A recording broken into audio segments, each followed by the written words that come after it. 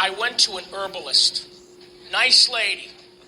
This herbalist lady, she said to me, are you a vegetarian?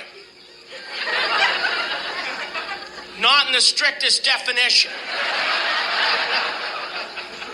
Like, I'm trying to be a vegetarian. Like, I don't eat veal, but he grows up.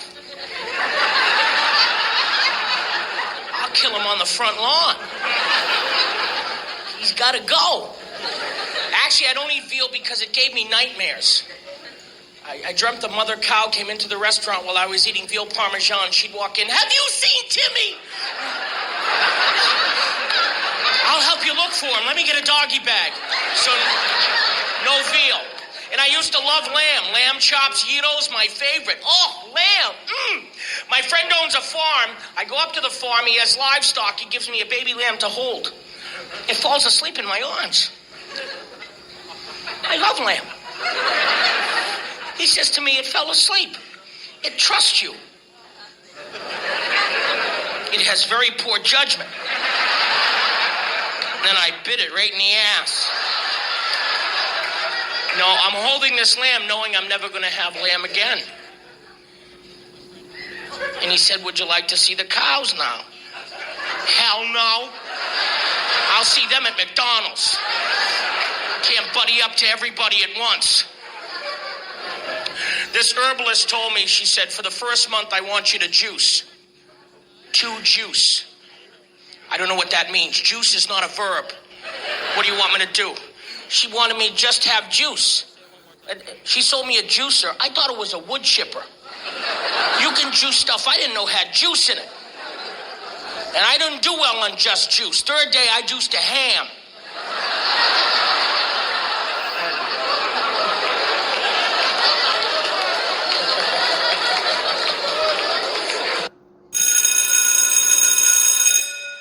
Good morning. It's Tuesday, Ayn Rand Tuesday, June the 20th, and this is The True Conservative. Welcome to all the butchers, bakers, and candlestick makers out there. I'm Ron, your host, and the only true conservative in the United States today. So today, after the Serenity Prayer and the patriotic song of the day, we will have Squatters, No Free Lunch, The Rape of the Mind, Chapter 6 from the book, Philosophy Who Needs It, all that and more when I come back.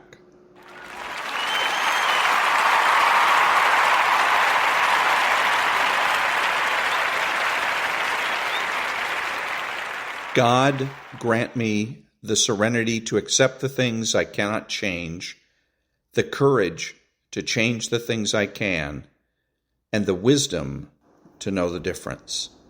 Amen.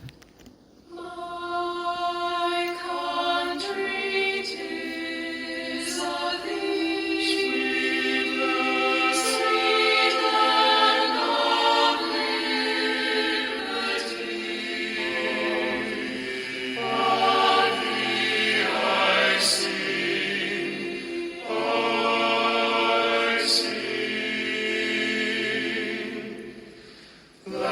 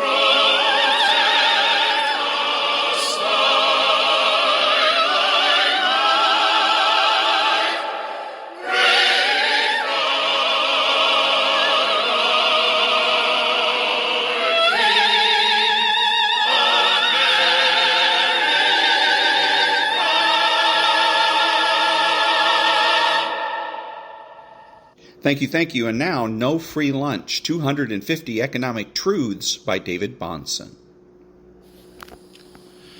When you're in a situation where people are bringing you things constantly, your entrepreneurial skills are dulled and your whole culture becomes deadened. Your personhood is disrespected. Father Robert Sirico. Human flourishing is simply impossible for someone who is made to be a beggar, a pure recipient of the productive activities of others. Economic policy that seeks to turn a person into an object essentially strips away human dignity and reflects disdain for the human person. A high regard for the human person wants to see material needs met, but never at the expense of existential, spiritual, and emotional ones. A free and virtuous society solves for the physical, but even more so for the anthropological. And that was There's No Free Lunch by David-Bahnsen. Back in a minute.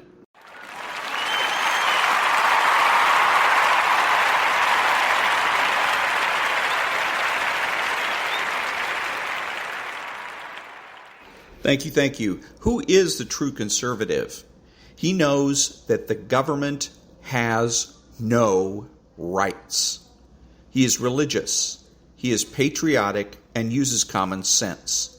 He makes judgments, refuses to speculate, speaks clearly and definitively, and is not afraid to say no. He's open-minded, asking why rather than why not. He is consistent, credible, and influential, not ashamed of his existence, unafraid to learn or correct his mistakes. He is a normal American. Back in a minute.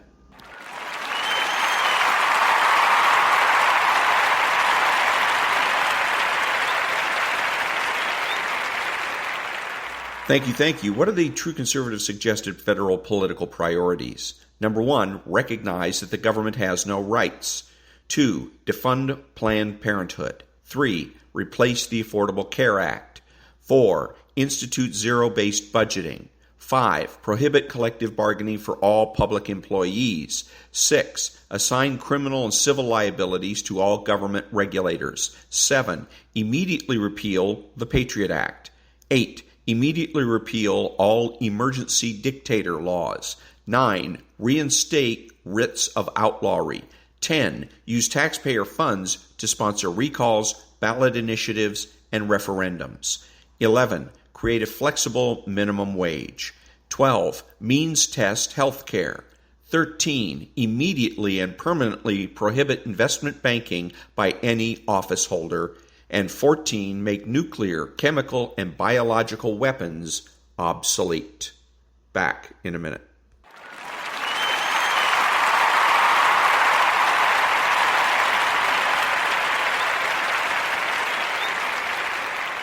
Thank you. What are the true conservative cultural priorities? Bring back hierarchy. Bring back the admiration of intelligence, morality, and beauty. Bring back single-income households. Integration, parenting, the primacy of existence, certainty of knowledge, and universal rights and wrongs. Bring back principled behavior, masculinity and femininity. Bring back Adam 12, John F. Kennedy, the gold standard, pre-HMO medical care, and nonprofit news. Bring back civil service, the term stupid question, arguments and fights, the cultural influence of the church and the Boy Scouts. Bring back the influence of social organizations such as the Lions Club and the Rotary Club. Bring back bowling. Back in a minute.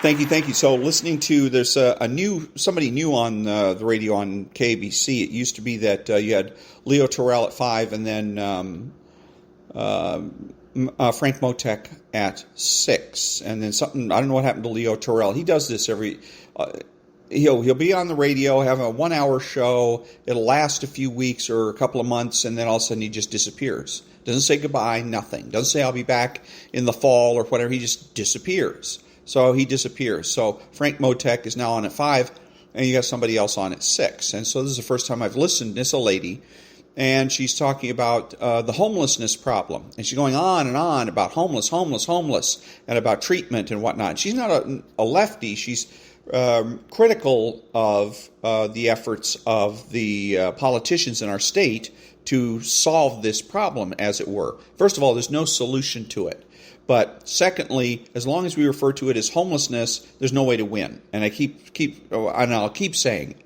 There's no way for conservatives to win. The true conservatives not call these folks homeless. The true homeless are the people that are victims of weather.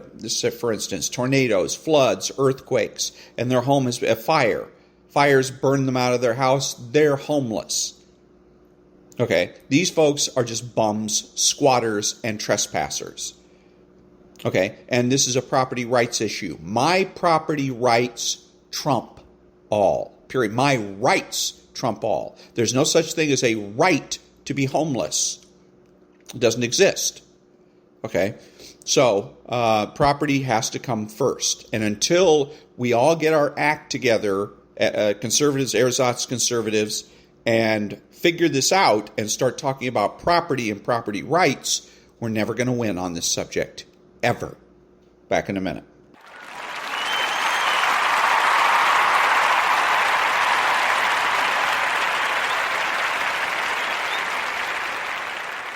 Thank you. And now, the rape of the mind.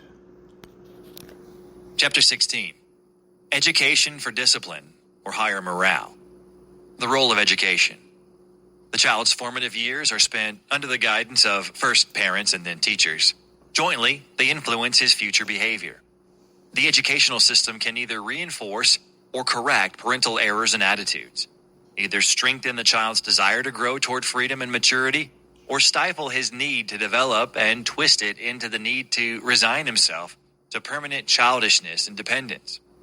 Since the Renaissance, the ideal of universal scholastic training has made steady gains. But today, we unwittingly tend to mold minds into a prefabricated pattern and to give our students the illusion that they know or have to know all the answers.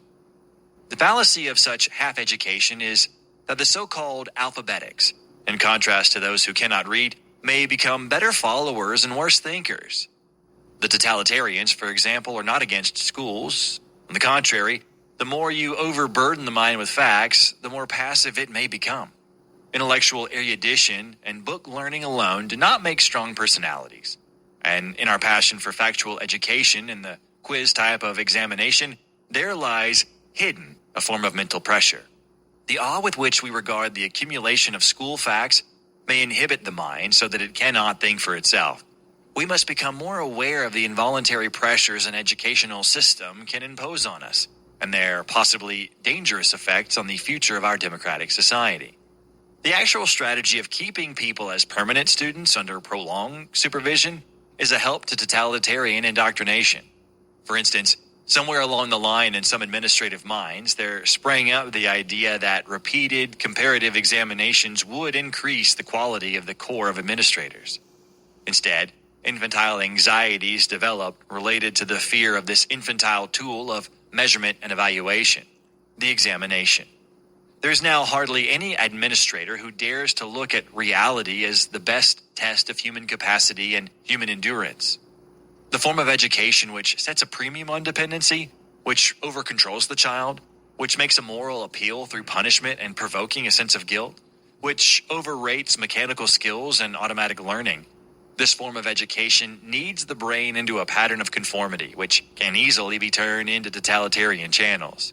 This is even more the case in regard to the disciplinary training of soldiers. Such rigid education glorifies good behavior far too much. Imitation and conformity are approved at the expense of spontaneous creativity, thinking for oneself, and free expression and discussion of dissenting ideas. Our examination mania forces students into mental pathways of automatic thinking.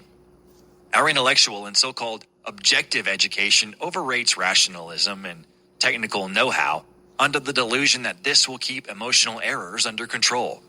What it does instead, of course, is to train children into automatic patterns of thinking and acting, which are closer to the pattern of conditioned reflexes, of which Pavlovian students are so fond. Then, they are to the free, exploratory, creative pattern toward which democratic education should be oriented.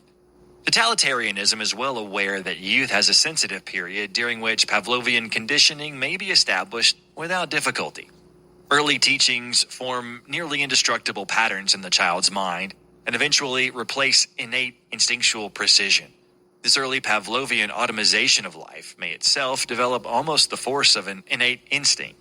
Indeed, this is precisely what happens in totalitaria. Dictators especially organize youth and press them to join disciplinary youth movements. The paradox of universal literacy is that it may create a race of men and women who have become, just because of this new intellectual approach to life, much more receptive to the indoctrination of their teachers or leaders. Do we need conditioned adepts or free-thinking students? Beyond this, our technical means of communication have caught up with our literacy. The eye that can read is immediately caught by advertising and propaganda. This is the tremendous dilemma of our epoch. In many of our primary schools, students are taught in an atmosphere of compulsive regimentation and are imprinted with the sense of dependency and awe of authority which lasts throughout their lives. They never really learn to think for themselves. The scholastic fact factories, the schools, keep many pupils too busy to think. They may instead educate them into progressive immaturity. As long as people can quote one another and the available expert opinion, they are considered well-informed and intellectual. Many schools emphasize what we could call a quotation mania, making the ability to quote the epitome of all wisdom. Yet, anyone with an apparently unanswerable logic, anyone who can back up his position with authoritative statements and quotations, can have a strong impact on such a mind, for it can readily be caught and conditioned by emotionally attractive pseudo-intellectual currents. As a matter of fact, in the process of brainwashing, the inquisitor makes use of the feeling of confusion his victim gets when he is shown that his facts don't fit and that there are flaws in his concepts. The man who doesn't know the tricks of argument will break down sooner. I like to distinguish among the intellectuals, quantellectuals and quintellectuals. The former aim for quantity of knowledge and easily yield to any kind of new conditioning. To the quintellectuals, on the other hand, intellect is a quality of personal integrity. Facts are not consumed passively, but are weighed and verified. This kind of intellect has a potentiality independent of school education, and often school can spoil it. One of the most amazing cases I ever treated was a typical quanta intellectual, a doctor of psychology who had just completed his university education with a dissertation on the psychotechnical subject. He came to me because he was a complete failure in all his relationships with girls. He wanted this impotence to be treated medically, and at first, he rejected any kind of psychotherapy because he knew all that stuff. In the course of our conversation, it became apparent that his entire scholastic education had bypassed him. He had gotten A's at school, but the very essence of what he had studied had eluded him. He had grasped literally nothing about psychology. He'd memorized everything and had understood nothing. He could quote from every page of the book, but explain none. Every time he had to work out a test or give practical advice, he went into a panic. It took years of treatment to break through his rigid, compulsive habits and bring him to a point where he was able to think and feel as a human being rather than as a machine. At the end of his treatment, he started to learn all over again, reading with greed and fervor what had before been empty facts. But he was not the only walking fact collection I've met.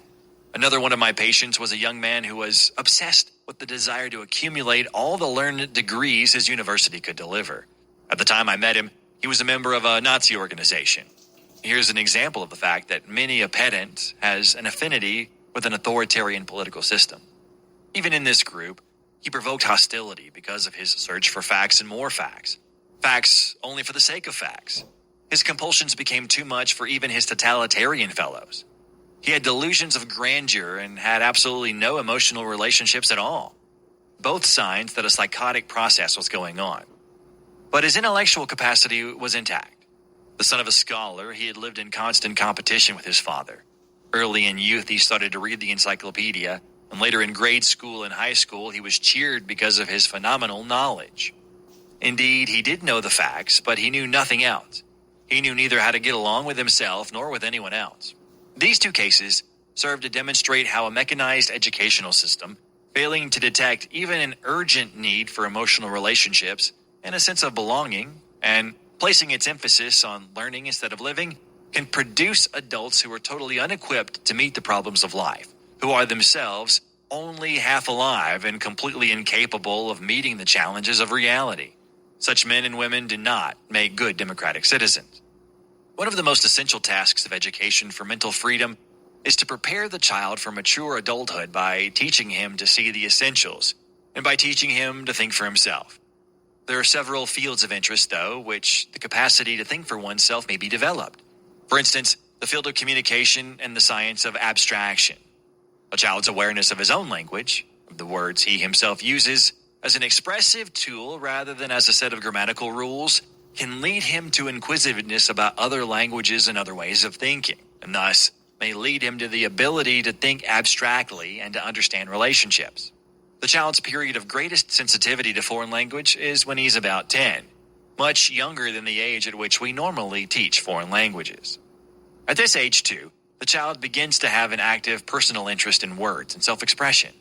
This interest can be used to make language an exciting, adventurous exploration instead of a cut-and-dried process of memorization.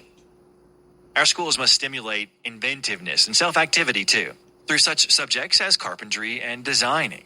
Creative play with concrete objects also develops the child's capacity to abstract and to generalize, making it easier for him to absorb the abstractions which underlie all mathematics. If, instead of throwing the child into the sea of abstractions he finds in the daily arithmetic drill, we brought him to an understanding of the process of abstraction by carefully graded steps, he would absorb and assimilate what he learned, not merely parrot what he was told. We tend, for instance, to teach mathematical abstractions at too early an age, just as we wait too long to teach language and verbal expression. History is a subject which is not learned by memorizing facts and dates, but through mental discussion. It has to start with the concept of personal lifetimes and personal history. It is better to give a child a printed report of the history of yesterday and ask for his comments and opinions on it, or better to promote individual thought by letting him search for background information in a library or museum than to ask him to memorize facts. In this way, the learning of history can become an adventure. We can also revise the system that risks so easily rearing mediocre people who fit into a pattern of mediocrity. Different children must be trained and educated differently. Each one has his own internal timetable. Each one will have his own life adjustments. Why should we compulsively do to our children what we would never do to the flowers in our gardens? Every plant is allowed to attain its own natural size. Our current scholastic practice stimulates ambition in a few children, but stifles it in others. Instead of promoting cheating by our rigid examination rules, why do we not allow children to help one another in the solution of common problems? Very often, children can teach each other what the teacher cannot. Think for a moment of the child especially sensitive to the boredom of some of the contemporary schools.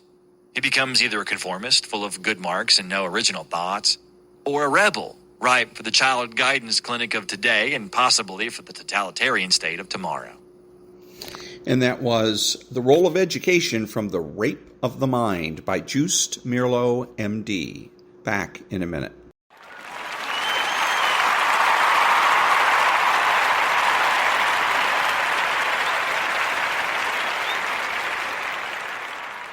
Thank you. And now chapter 6 from the book by Ayn Rand called Philosophy Who Needs It.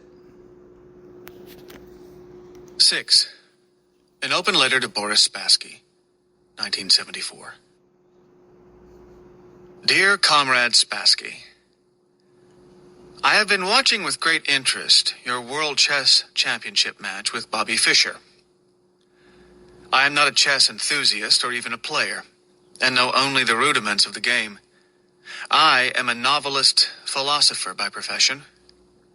But I watched some of your games, reproduced play-by-play on television, and found them to be a fascinating demonstration of the enormous complexity of thought and planning required of a chess player.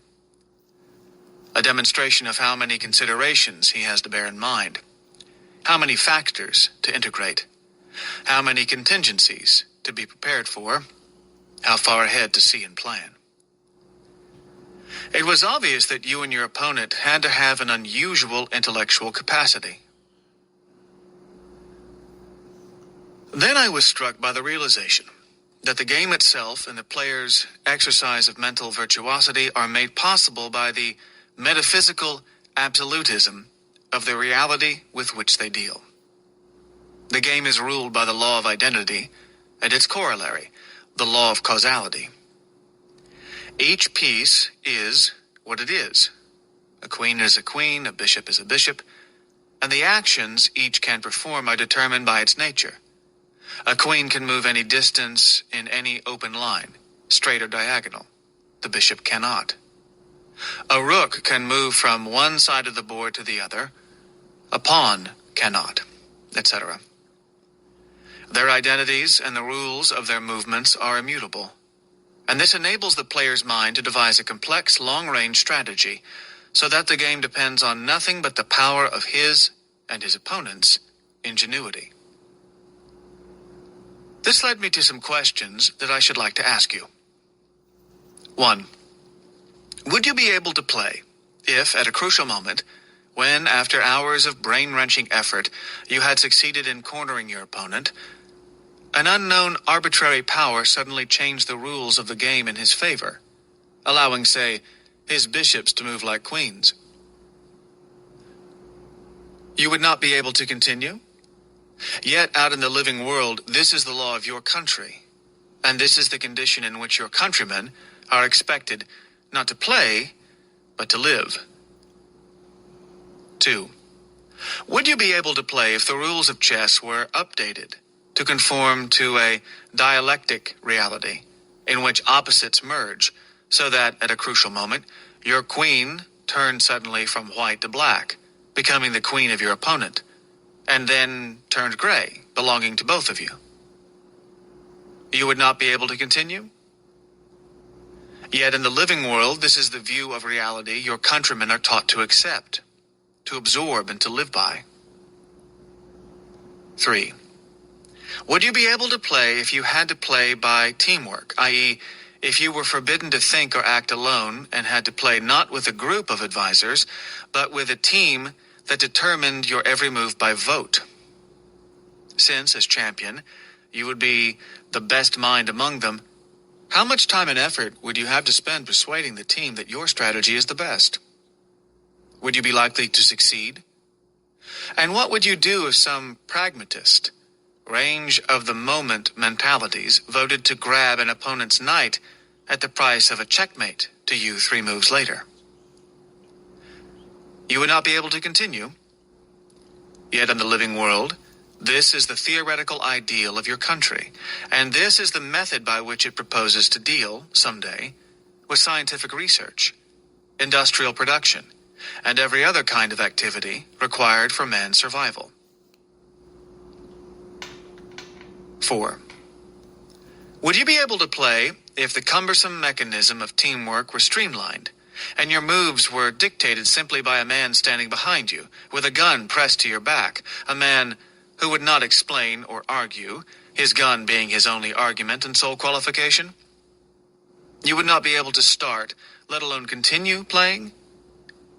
Yet in the living world, this is the practical policy under which men live and die in your country. 5. Would you be able to play, or enjoy the professional understanding, interest, and acclaim of an international chess federation, if the rules of the game were splintered, and you played by proletarian rules, while your opponent played by bourgeois rules? Would you say that such polyrulism is more preposterous than polylogism? Yet in the living world, your country professes to seek global harmony and understanding, while proclaiming that she follows proletarian logic, and that others follow bourgeois logic, or Aryan logic, or third world logic, etc. 6.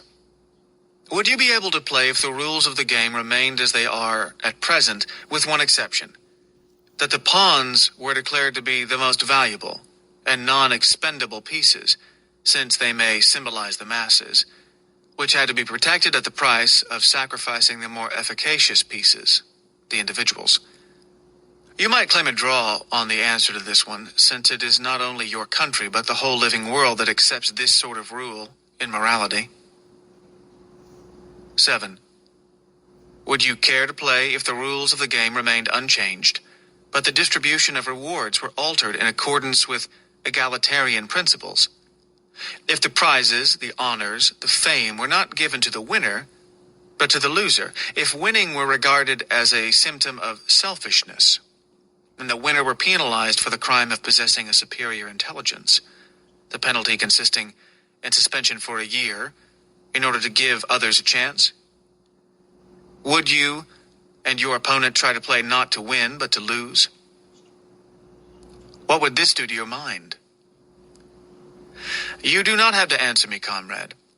You are not free to speak or even to think of such questions, and I know the answers. No, you would not be able to play under any of the conditions listed above. It is to escape this category of phenomena that you fled into the world of chess. Oh yes, comrade, chess is an escape from reality. It is an out, a kind of make work for a man of higher than average intelligence who was afraid to live, but could not leave his mind unemployed and devoted it to a placebo, thus surrendering to others the living world he had rejected as too hard to understand. Please do not take this to mean that I object to games as such. Games are an important part of man's life.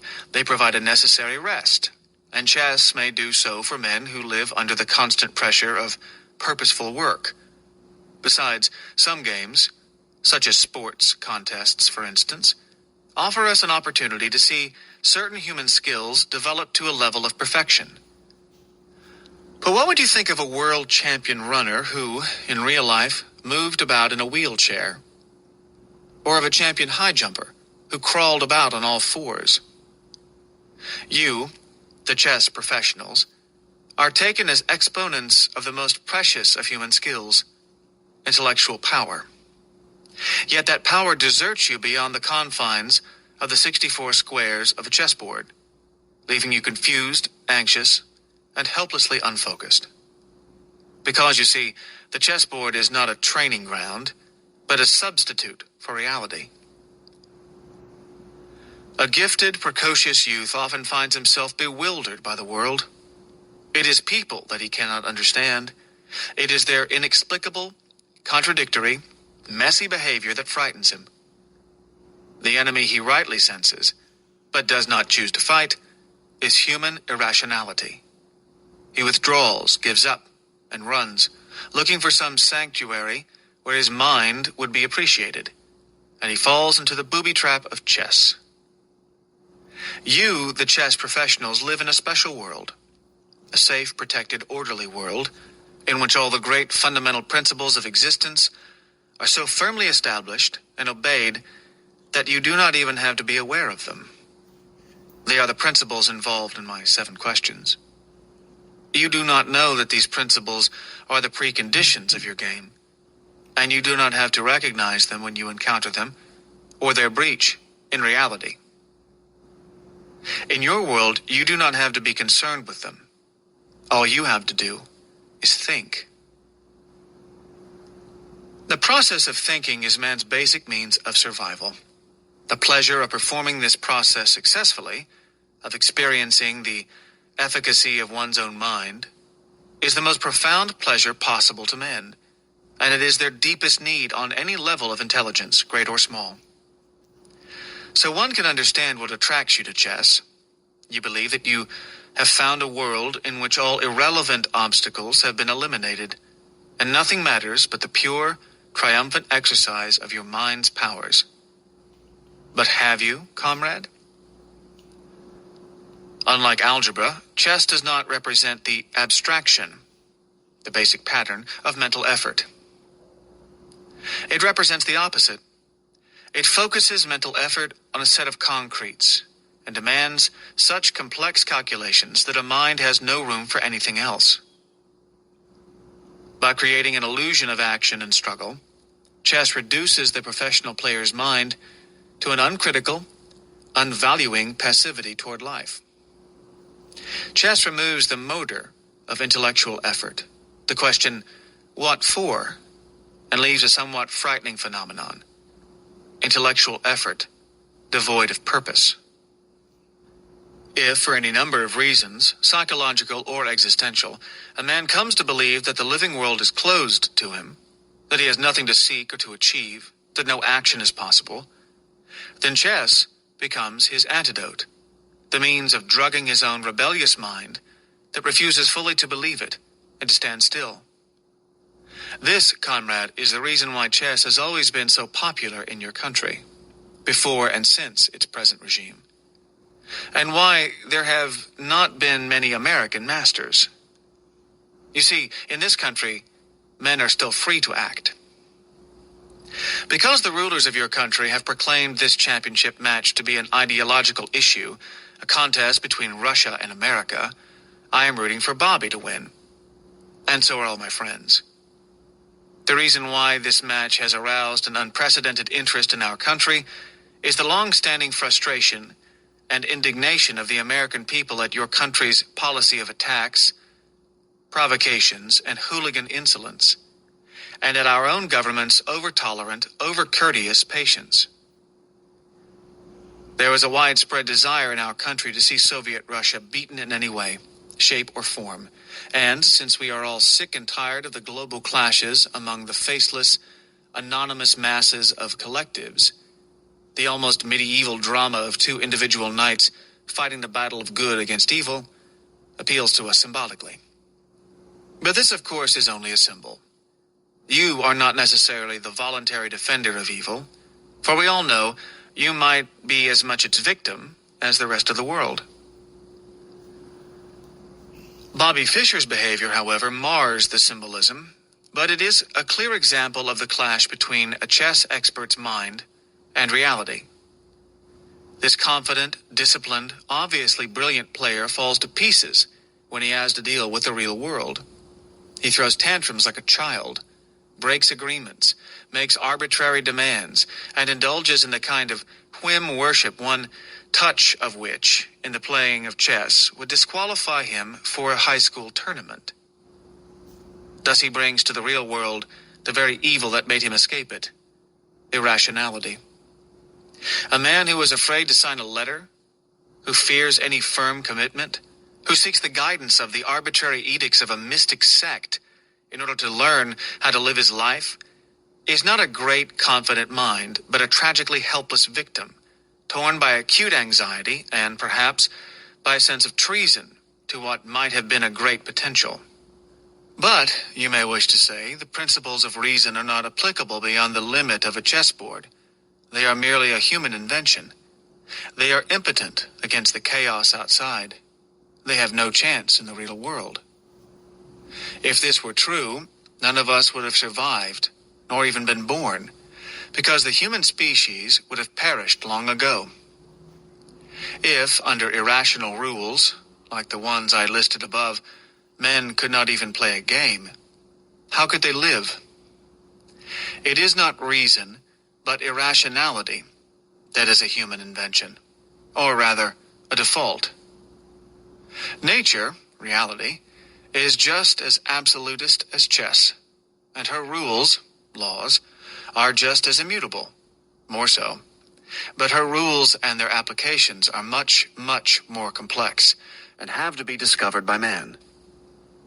And just as a man may memorize the rules of chess, but has to use his own mind in order to apply them, i.e., in order to play well, so each man has to use his own mind in order to apply the rules of nature, i.e., in order to live successfully.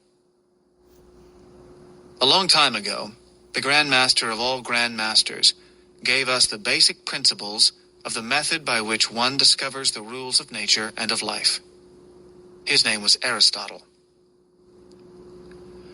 Would you have wanted to escape into chess if you lived in a society based on Aristotelian principles?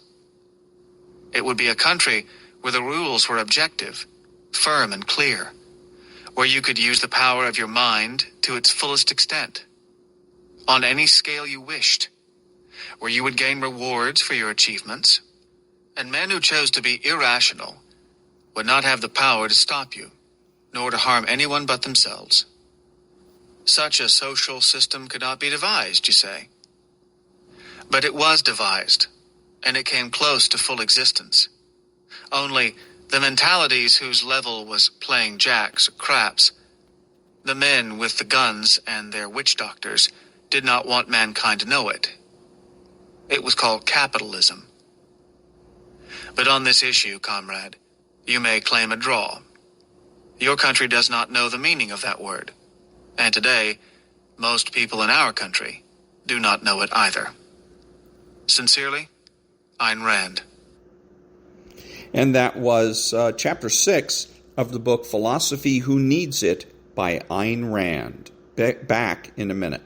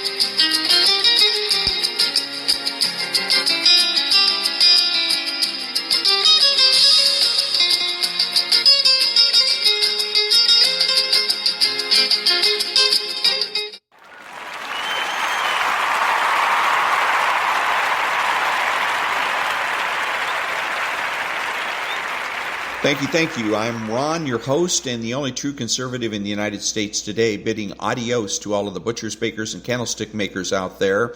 And until next time, be honest, be smart, be beautiful, and remember that the left has no authority, no power, and they can't win.